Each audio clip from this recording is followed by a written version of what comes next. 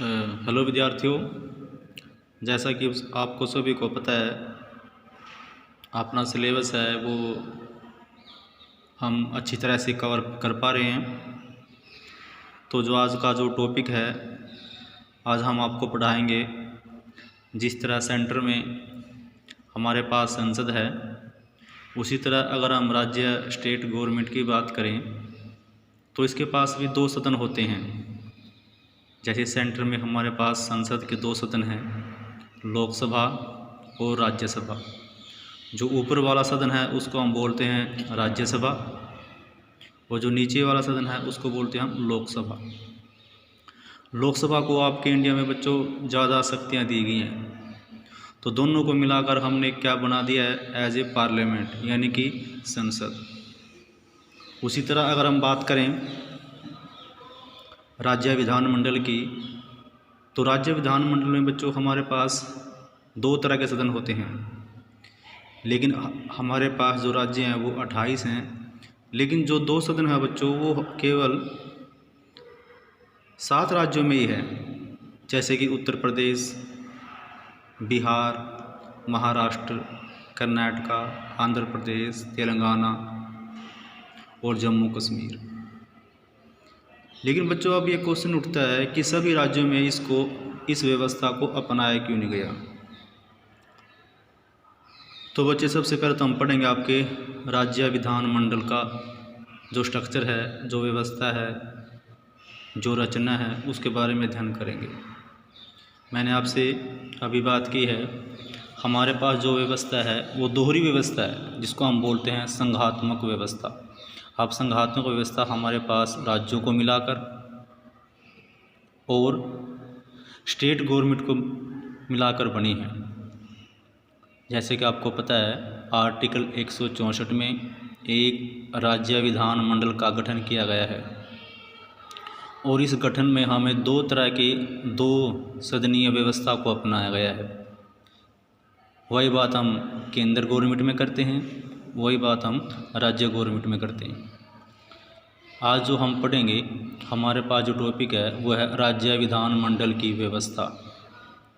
अब बच्चे जो राज्य विधानमंडल की व्यवस्था है ये उसी प्रकार है जिस प्रकार केंद्र की व्यवस्था है, यानी कि हमारे पास यहाँ दो तरह के सदन हैं। ऊपरी सदन को हम बोलेंगे विधान परिषद, नीचे सदन को बोलेंगे हम विधानसभा। जैसे कि आपके हरियाणा में है, हरियाणा में हमारे पास जो है वो विधानसभा है। आर्टिकल 170 में ये कहा गया है कि कोई भी विधानसभा के जो मेंबर होंगे, जिनको हम बोलते हैं एमएलए, वो 60 से कम ना हो और 500 से ज़्यादा ना हो। 60 से कम ना हो और 500 से ज़्यादा ना हो, ठीक है। अगर मैं इनकी संख्या की बात करूं तो आपके हरियाणा में इनकी संख्या 90 निर्धारित की गई है। तो अलग अलग राज्यों में बच्चों इनकी संख्या अलग अलग है। अब बात आती है इनके चुनाव की, चुनाव व्यवस्था की। बच्चे इनका चुनाव 70,000 की जनसंख्या में से एक व्यक्ति का चुनाव होता है, और इसमें स्पेशल एक चुनाव परिषद आयोग द्वारा निर्धारित किया जाता है कि इस क्षेत्र की जो वार्डबंदी है, जो वोटें हैं, वो कैसे निर्धारित करेंगे। तो 70,000 की जनसंख्या में से एक व्यक्ति का चुनाव होता है।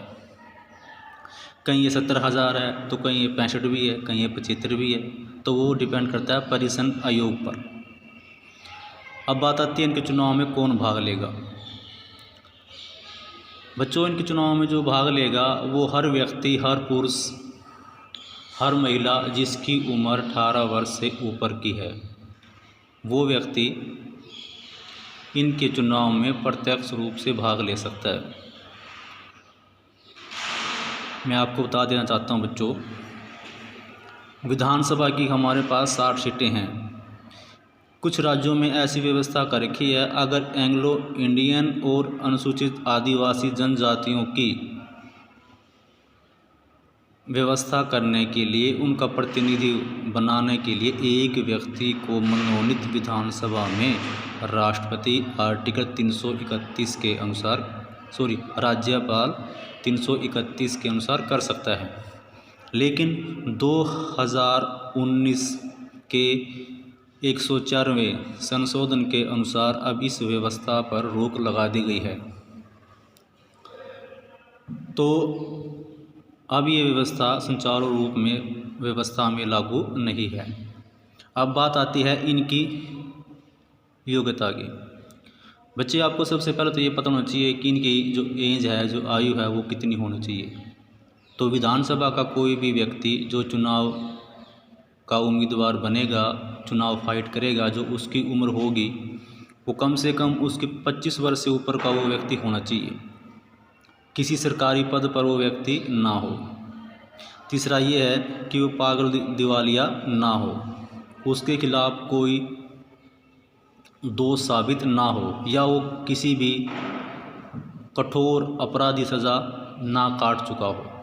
तो ऐसी जो कंडीशनें हैं, जो शर्तें हैं, वो विधानसभा के रूल के अनुसार अलग अलग गवर्नमेंट अलग अलग सरकारें लगाती रहती हैं। तो अब बात आती है इनके वेतन और भत्तों की। तो बच्चों, इनके जो वेतन वो भत्ते हैं वो जनप्रतिनिधि अधिनियम 1955 के जो बाद संशोधन किया गया है उसके अनुसार दी जाती हैं। और ये जो अधिनियम है, जो ये संशोधन है, ये विधानसभा स्वयं अपना वेतन निर्धारित करती हैं। अपना ही वेतन, अपने ही भत्ते, जितने भी प्रकार के भत्ते हैं, ये अपना वेतन भत्तों का जो संशोधन रूप है स्वयं देती है। ठीक है। जब ये इलेक्शन फाइट करते हैं, चुनाव में आते हैं, तो इनसे इनकी संपत्ति, आय का, अचल आय का ब्यौरा सब लिया जाता है। अब बात आती है इनके कार्यकाल की। बच्चों, वैसे तो कार्यकाल विधानसभा का 5 वर्ष का होता है, लेकिन मैंने आपको बताया था कि सेंट्रल गवर्नमेंट की व्यवस्था के अनुसार, यहाँ भी एक राष्ट्रपति की तरह एक राज्यपाल की नियुक्ति की जाती है, जो संवैधानिक मुखिया होता है और यह देखता है कि जो आपका राज्य है वो संवैधानिक नियमों के अनुसार, संवैधानिक नीति गाइडलाइन योजना के अनुसार, या किसी भी व्यक्ति के व्यक्तिगत हित को, अधिकारों को कोई नुकसान ना पहुंचे, तो एक राज्यपाल की नियुक्तियां की जाती है। तो कार्यकाल में अगर विधानसभा अपना स्पष्ट बहुमत लेकर आती है तो वो सरकार अपनी बनाती है। उसके बाद भी अगर किसी भी तरह का संवैधानिक संकट उभर कर सामने आता है तो राष्ट्रपति अपने अध्यादेश से आर्टिकल 223 के अनुसार इसकी व्यवस्था कर सकता है कि वह अविश्वास प्रस्ताव को मानकर दूसरी सरकार को बनाने का मौका यहाँ दे। अब बात आती है इनके वेतन भत्तों की। बच्चे, जिनके वेतन भत्ते हैं वो सरकार की संचित निधि से दिए जाते हैं। 2,35,000 रुपये सरकार के कर्ज से इनको वेतन भत्ते दिए जाते हैं। 2,000 रुपये दैनिक भत्ता, 60,000 रुपये इनकी बेसिक पे, कुल मिलाकर निःशुल्क आवास, ऑफिस या अन्य खर्चे, तो सब मिलाकर इनकी जो सैलरी जाती है वो है 2,35,000 रुपये। अब बात आती है कि गणपूर्ति की। गणपूर्ति में हमने बच्चे क्या दिखा रखा है? कोरम, यानी कि गणपूर्ति, यानी कि विधानसभा को चलाने के लिए, विधानसभा को अपना कार्य करने के लिए कुल सदस्यों का 1/10 हिस्सा लेना अनिवार्य है, तभी इसका कार्यकाल माना जाएगा।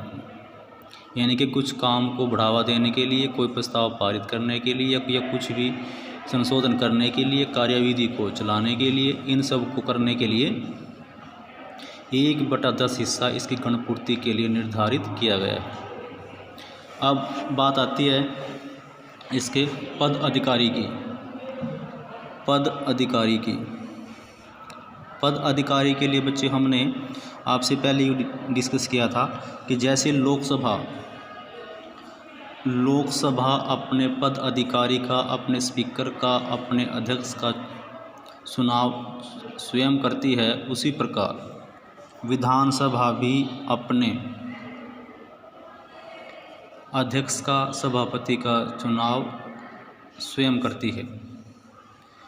लेकिन इसमें एक तरह की बात ये रहती है, यहाँ पर जो अध्यक्ष होता है वो सत्तारूढ़ दल का ही नियुक्त होता है, और एक हमारे संविधान में ये परंपरा है कि जो विपक्ष की दल का नेता होगा वो हमेशा ही उप अध्यक्ष की पदोन्नति के लिए जाना जाएगा, यानी कि जो विपक्ष का नेता होगा हमेशा ही वो उप अध्यक्ष के रूप में जाना जाएगा। तो हम विधानमंडल के बारे में पढ़ रहे हैं, यहाँ तक हमने अब तक पढ़ लिया है इसका विधानमंडल का स्ट्रक्चर, यानी कि रचना, यानी कि ढांचा। कोई भी व्यक्ति 1950 के जन अधिनियम के अनुसार किसी भी चुनाव में प्रतिनिधि बन सकता है, उम्मीदवार बन सकता है, अपना मतदान कर सकता है, अगर वो भारत का निवासी है तो। अब बात आती है कि क्या हरियाणा में या और दूसरे जो राज्य हैं उनमें विधान परिषद का निर्माण किया जा सकता है। अगर हम बात करें हरियाणा की, हरियाणा स्टेट की, हरियाणा राज्य की, तो उसमें अभी तक हमने, जब हरियाणा का गठन हुआ 1 नवंबर 1966 को, तो उस समय से वर्तमान समय तक हरियाणा के पास मात्र विधानसभा ही स्थापित है। अगर विधानसभा चाहे तो वह विधान परिषद का गठन कर सकती है, लेकिन इसकी व्यवस्था और इसके स्ट्रक्चर को देखते हुए बहुत सारे विद्वानों ने विधान परिषद की स्थापना पर अपनी आलोचना, अपने विचार और कटाक्ष किए हैं। कुछ विद्वानों ने ऐसा कह दिया है कि ये फालतू की कर्ची के लिए बनाया गया है, यानी कि कर्ज हरियाणा के या किसी और स्टेट के इतने बढ़ जाते हैं कि जितने भी ये विधायक हैं इनका जो सालाना बजट है पेंशन का, वेतन भत्तों का, वो हरियाणा के बजट पर डबल पड़ जाता है। तो बहुत सारे विद्वानों ने, अगर किसी भी राज्य की बात हम करें विधान परिषद के गठन की, तो 1/10 हिस्सा और 1/2, 2/3 इस तरह की अलग अलग व्यवस्था इसको स्थापित करने के लिए, विधान परिषद को और नए नए सदस्यों को इसमें नियुक्त करने के लिए बनाई गई है। अगर हम इसके साथ बात करें इसकी रचना की, विधान परिषद की, तो सबसे पहले हम आपको ये बता दें कि विधान परिषद का स्थान वही रहता है जो हमारे पास राज्यसभा का है।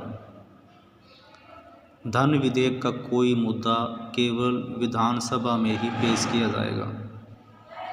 फिर भी अगर ऐसा आपको लगता है कि कोई विशेष अधिकार इसको दिए गए हैं, तो वो बस 2-3 विशेष अधिकार ही राज्यसभा की तरह इसको दिए गए हैं।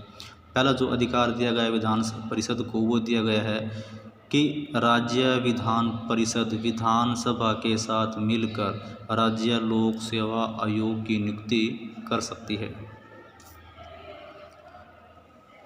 दूसरा ये है कि राज्य विधान परिषद संकटकालीन स्थिति में एक प्रस्ताव से अपने राज्य में उसको लगाने में सहायता मिल जाती है। अगर हम इसके विधान परिषद के सदस्यों की बात करें तो इनका जो बहुमत है, इनका जो सदस्यों का चुनाव का तरीका है, वो बच्चों इस प्रकार से हैं। इसके जो सदस्य हैं विधान परिषद के, वो 1/3 सदस्य राज्य विधानसभा के सदस्यों द्वारा चुने जाएंगे और 1/3 सदस्य वो नगरपालिका, पंचायत, ग्राम सभा के सदस्यों द्वारा चुने जाएंगे और 1/12 सदस्य हैं इसके, वो 3 वर्ष पुराने ग्रेजुएट के आधार पर चुने जाएंगे। उसके बाद बात आती है 1/6 सदस्य राज्यपाल मनोनीत करता है, जो कला, साहित्य, विज्ञान या खेल जगत से होते हैं। जो इसकी योग्यता है बच्चों वो बिल्कुल समान होती है, लेकिन जो इसकी एज उम्र है उम्मीदवार बनने की वो है हमारे पास एज ए 30 वर्ष की। इसमें भी मेन योग्यताएं हैं जो उसमें हैं, लेकिन यहाँ पर जो उम्र का अंतर है वो 30 वर्ष है। विधानसभा में हमारे पास था वो 25 वर्ष का। अब जितना इनका जो टर्म, अब बात करते हैं इनके कार्यकाल की। कार्यकाल जो इनकी बात करें हम, इनका जो कार्यकाल होता है वो 6 वर्ष का होता है।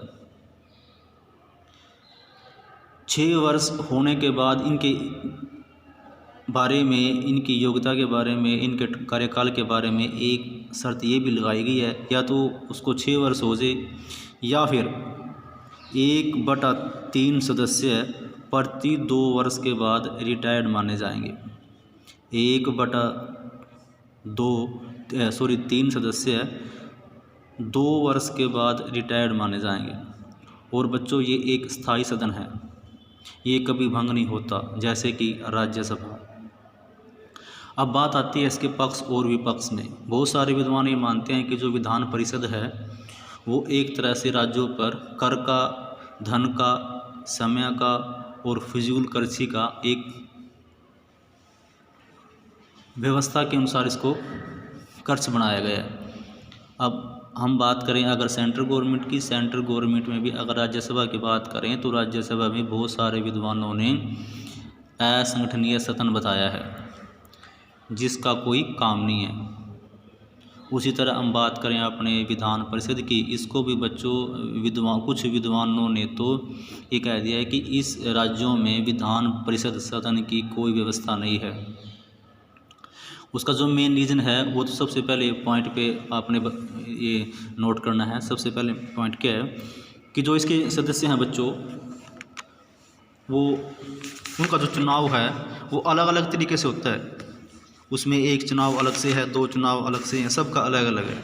लेकिन जो इसको समाप्त करने की बात कहते हैं, जो विद्वान कहते हैं अभी इसको, इस व्यवस्था को, इस परिषद को समाप्त कर देना चाहिए। सबसे पहले ये पॉइंट ये है कि जितने भी विधानसभा कानून बनाती है उनके लिए ये प्रगतिशील कानूनों को रोकने का काम करती है। मान लो कोई कानून जल्दी से बनाना है तो विधान परिषद क्या करती है, उसमें लेट सवेर कर देती है, जिससे विधानसभा की जल्दबाजी, उसकी सिफारिशें, उसके काम करने का तरीका हमेशा ही प्रभावित रहता है। तो यानी कि इसमें जो व्यक्ति बैठते हैं वो अपने अधिकारों के प्रति, अपने उसके दायित्वों के प्रति इसमें काम रोको प्रस्ताव कर देते हैं, जिससे कार्यों में, कानूनों में देरी होती है। दूसरा बच्चों ये है कि जो व्यक्ति कभी सक्रिय प्रत्यक्ष रूप से चुनाव विधानसभा का नहीं जीत पाता तो उसको मनोनीत करके या पिछले दरवाजे से विधान परिषद का सदस्य बनाया जाता है। यानी कि कोई व्यक्ति चुनाव हार जाता है तो उसको किसी न किसी तरीके से विधान परिषद का सदस्य बनाकर उसको इसमें मनोनीत किया जाता है। एक तो ये इसका नुकसान है। तीसरा ये है बच्चों कि कोई व्यक्ति जिसने सरकार को टैक्स देता है, ठीक है ना, या कोई और काम करता है, तो फजूल खर्ची के लिए भी इस पर बड़ी दिक्कत है। अब विधानसभा जो काम करती है वो विधान परिषद उसको नाम मात्र की पास करती है। अब सदस्य संख्या की इतनी सदस्य बढ़ जाती है कि इनके करों में बढ़ोतरी, इनकी सैलरी में बढ़ोतरी होने के कारण यहाँ पर जो राज्य का बोझ है, आर्थिक बोझ, वो बढ़ जाता है। फोर्थ बच्चे ये है कि जैसे बंगाल है, आंध्र प्रदेश है, पंजाब है, इन्होंने अनेक तर्क देकर, अनेक कारण देकर इस विधान परिषद को अपने राज्य से समाप्त कर दिया है। इनका कहना था कि आर्थिक बोझ तो पड़ता ही है, कानूनों में, बिलों में देरी, विधेयक बिलों में देरी या अन्य खर्च, और इसकी उपयोगिता ही नहीं है। इस तरह के बातों को तर्क देकर इन्होंने विधान परिषद को अपने राज्य से समाप्त कर दिया। तो इसमें जो फोर्थ पॉइंट है बच्चों वो कह रहा है कि जो राज्य अपने व्यवस्था के लिए कानून बनाते हैं उनको यह आसानी से मानती नहीं है। विपक्ष के नेता भी इसमें होते हैं, जनाधार भी इसमें होता है, कला विज्ञान साहित्य से व्यक्ति इसमें होते हैं। जो कला विज्ञान साहित्य से व्यक्ति मनोनीत होते हैं वो कहीं ना कहीं सत्तारूढ़ दल के स्वार्थी हितों की ओर चलते हैं, जो कहीं ना कहीं कानूनों को, टाइम से कानूनों को पास ना करना, इस तरह की व्यवस्था में उलझे रहते हैं। उनको इस तरह का विशेष ज्ञान नहीं होता। अब कुछ व्यक्ति कहते हैं कि अब पॉइंट नंबर 5 पे कुछ व्यक्ति कहते हैं कि विधान परिषद जो सदन है वो इसको इसलिए समाप्त कर देना चाहिए कि जो एक राज्य है वो विधानसभा के और विधान परिषद की शक्तियों में बंटवारा हो जाएगा। यानी कि एक सदन से जब काम चल रहा है तो विधान परिषद की वहाँ जरूरत है ही नहीं है। ऐसा भी बहुत सारे जो राज्यों ने, बंगाल ने और अपना ये पंजाब ने इस तरह की व्यवस्था के अनुसार, तर्कों के अनुसार, उपयोगिता के अनुसार इस जो विधान परिषद है इसको समाप्त कर दिया है। अनेक व्यक्तियों ने, विद्वानों ने अलग अलग तरह इसको समाप्त करने के लिए दिए हैं। लेकिन जब से बच्चों देश बना है, अपना संविधान बना है, तो बहुत सारे राज्य ऐसे हैं जहाँ पर एक ही सदन है, विधानसभा। जो हमने नेगेटिव पॉइंट पढ़े हैं, आलोचना पढ़ी है, वो विधान परिषद की पढ़ी है। तो उसके अनुसार हम देखते हैं तो जो हमने रीजन पढ़े हैं तो इसके आधार पर इनको समाप्त कर देना चाहिए। किसको? विधान परिषद को, क्योंकि ये इसके उपयोगिता कम है। लेकिन जब आपके सिलेबस में दी गई है, संविधान में जोड़ी गई है और नीति नियम विवेचना में जोड़ी गई है, संघात्मक व्यवस्था में जोड़ी गई है, तो इसको हमने इसकी उपयोगिता पे कोई आलोचना नहीं करनी चाहिए। तो कुछ विद्वान कहते हैं कि अब इसकी जो आलोचना है वो विद्वान अपनी व्यक्तिगत राय देते हैं इस पर। अब बात करेंगे हम इसके पक्ष में, जो उसके पक्ष में बातें कर रहे हैं बहुत सारे विद्वान, यानी कि इस सदन को समाप्त क्यों नहीं करना चाहिए। ठीक है ना? तो इसकी उपयोगिता है अभी, तभी तो इसको हम समाप्त नहीं कर रहे हैं। तो सबसे पहले उपयोगिता क्या है बच्चों, कि जैसे विधानसभा सत्तारूढ़ दल की होती है, यानी कि जो विधानसभा है उसमें किसके व्यक्ति होते हैं? एमएलए होते हैं सत्तारूढ़ दल के, और वो जल्दी में कोई ना कोई कानून ऐसा पास कर देते हैं जिसको जल्दी से लागू किया जा सके। लेकिन उनको अंकुश लगाने के लिए विधान परिषद की मौजूदगी होनी जरूरी है। ठीक है। दूसरा इसमें पॉइंट नंबर 2, बेटे जो मान लो विधानसभा के सदस्य हैं वो अपनी मनमानी ना करे, चाहे आर्थिक रूप में हो, कानूनी रूप में हो, या किसी कोई ऐसा बिल लेके आए जिससे दूसरा व्यक्ति प्रभावित हो, संगठन, क्षेत्र, भाषा प्रभावित हो, उस चीज़ को रोकने के लिए, उसको नियंत्रण करने के लिए भी विधान परिषद की मौजूदगी यहाँ पर बिल्कुल ही सही है। अब आ जाओ पॉइंट नंबर 3 बेटे विधान परिषद का यहाँ पर उपयोगिता और यहाँ की ज़रूरत इसलिए है इस सदन की, हरियाणा में, राज्य में, किसी भी राज्य में, कि जो सदस्य राज्यपाल द्वारा मनोनीत किए जाते हैं या 1/3 सदस्य इसके जैसे मनोनीत किए जाते हैं, कला से, संगीत से, खेल जगत से, वैज्ञानिक साहित्य से, तो वो मनोनीत किए जाते हैं। जो नेगेटिव पॉइंट था इसका, वो विद्वान कहते हैं कि ये जो व्यक्ति मनोनीत होते हैं इनको विशेष ज्ञान नहीं होता। लेकिन बच्चों जब ये मनोनीत होते हैं कला, साहित्य, खेल से, तो इनको अपने सब्जेक्ट का, अपने विषय का, अपने जगत का एक एक्सपर्ट, ये एक संपूर्ण ज्ञान होता है। तो कहीं ना कहीं सरकार को ऐसा सुझाव देते हैं अपने विषय के बारे में जिससे एज ए नए नीति नियम कानून इस तरह से बना जा सके। तो ये भी उपयोगिता इन चीज़ों की बड़ी ही महत्वपूर्ण है। अब बात आ दो पॉइंट नंबर 4 पे। बेटे सार्वजनिक हित के लिए अब एक सदन कार्रवाई करेगा ऐसा भी ज़रूरी नहीं है। अगर आपको बता देता हूँ मैं, विश्व का सबसे बड़ा लोकतंत्र देश, विश्व का जो सबसे बड़ा लोकतंत्र देश है वो आपका इंडिया है। अब इंडिया में एक तरह का जो सदन है वो नहीं चलने वाला। अगर मैं पूरे वर्ल्ड की बात करूं तो आपके इंडिया में इस तरह का लोकतंत्र है जिसको हम प्रत्यक्ष और अप्रत्यक्ष भी बोल सकते हैं। तो प्रत्यक्ष ऐसा है जहाँ पर हम डायरेक्ट चुनाव करते हैं। वही बात है जैसे हमारे पास विधान परिषद है, इनके सदस्यों का चुनाव बेटे हम अप्रत्यक्ष तरीके से करते हैं। तो विधानसभा के जो सदस्य हैं उनका हम चुनाव प्रत्यक्ष रूप में करते हैं। तो अब बात आती है इसके जनमत की। बेटे जनमत की जो योग्यता होती है इनमें प्लस पॉइंट है, क्योंकि जो एक कला साहित्य है जुड़े होते हैं व्यक्ति जो मनोनीत होते हैं, ये जनता के लिए, आम जनता के लिए बहुत सराहनीय काम करते हैं। तो यहाँ पर भी इसके लिए, इसकी मौजूदगी में, इसकी योग्यता में इसका महत्व को हम देख सकते हैं। तो अलग अलग व्यवस्था, अलग अलग राज्य, हर एक राज्यों में अलग अलग व्यवस्था है इसके लिए, इसके काम की निधि भी अलग है। लेकिन कोई राज्य नहीं चाहेगा कि विधान परिषद चाहकर भी विधानसभा चाहकर भी विधान परिषद की सिफारिशें करे। अगर इसको लागू करना पड़ जाता है विधानसभा को, विधान परिषद को, अगर कोई विधानसभा विधान परिषद को लागू करे तो अपने बहुमत का 2/3 प्रस्ताव राष्ट्रपति को भेजना पड़ता है विधान परिषद को बनाने के लिए। तो कोई राज्य, जैसे मैंने अभी बताया, जो हमारे पास विधान परिषद है वो महाराष्ट्र में, तेलंगाना में, जम्मू कश्मीर में, बिहार में, उत्तर प्रदेश में, महाराष्ट्र में, इन राज्यों में स्थापित है। तो इसकी नॉर्म, इसकी कोरम ये भी बताएगी है कि विधान परिषद के जो सदस्य हैं उसकी जो संख्या है वो 40 से कम ना हो। लेकिन इसका अपवाद भी है, तेलंगाना में इसकी संख्या बहुत कम है। तो बच्चों, जैसे मैंने आपको फिर बताया कि हमारी जो शासन व्यवस्था है वो दोहरी शासन व्यवस्था है। सेंट्रल गवर्नमेंट में हमारे पास जो संसद है वो लोकसभा राज्यसभा से बनी है, और जो राज्य विधानमंडल है वो विधान परिषद से और विधानसभा से बना है। तो आज हमने विधान परिषद के बारे में और विधानसभा के बारे में पढ़ा है। इसकी आलोचना और इसके समर्थन में जो पक्ष दिए गए हैं उनसे तो हम ये कह सकते हैं कि आज भी इस देश में संविधान के अनुसार जो ये देश चल रहा है, इस पे जो कटाक्ष दिए गए हैं वो लोकतांत्रिक नहीं हैं। यानी कि 2 सदन का होना यहाँ पर एक उपयोगिता और में एक महत्व को दर्शाता है। खासकर पॉलिटिकल साइंस के विद्यार्थियों के लिए ये मैं कहना चाहूँगा कि इस देश को डेमोक्रेसी बनाने के लिए हर एक राज्य में विधान परिषद का होना अनिवार्य है।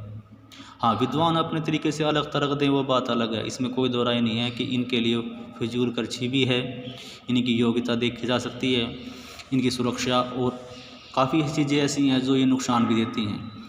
लेकिन लोकतंत्र में नुकसान और मुनाफा बच्चे साथ साथ चलता है। कोई भी चीज़ अगर हम नुकसान की तरफ ले जा रहे हैं तो हमें वो बढ़ोतरी भी करके देती है। जैसे हमारे पास इतना बड़ा लोकतंत्र है कि हम प्रत्यक्ष रूप में भाग लेते हैं। हमारे यहाँ हर 5 वर्ष के बाद चुनाव होते हैं। ये बात अलग है कि जो हमारे पास विधान परिषद है इसका कोई चुनाव नहीं होता, ठीक है ना, विधानसभा का होता है। तो बच्चों, आज के लिए इतना ही, और इसका कंक्लूजन हम ये निकालेंगे कि विधानसभा के लिए ये जरूरी नहीं है कि 2/3 बहुमत से इसको प्रस्ताव पेश राष्ट्रपति को भेजा जाए इसको बनाने के लिए, क्योंकि विधान परिषद प्रत्येक राज्य के लिए अनिवार्य नहीं है। वो डिपेंड करता है कि राज्य सरकारों पर, कि राज्य सरकारें उसके लिए ज़रूरत महसूस कर रही हैं या नहीं कर रही। अगर ज़रूरत महसूस है तो वो 2/3 बहुमत से इसकी स्थापना कर सकती है। जय हिंद बच्चों।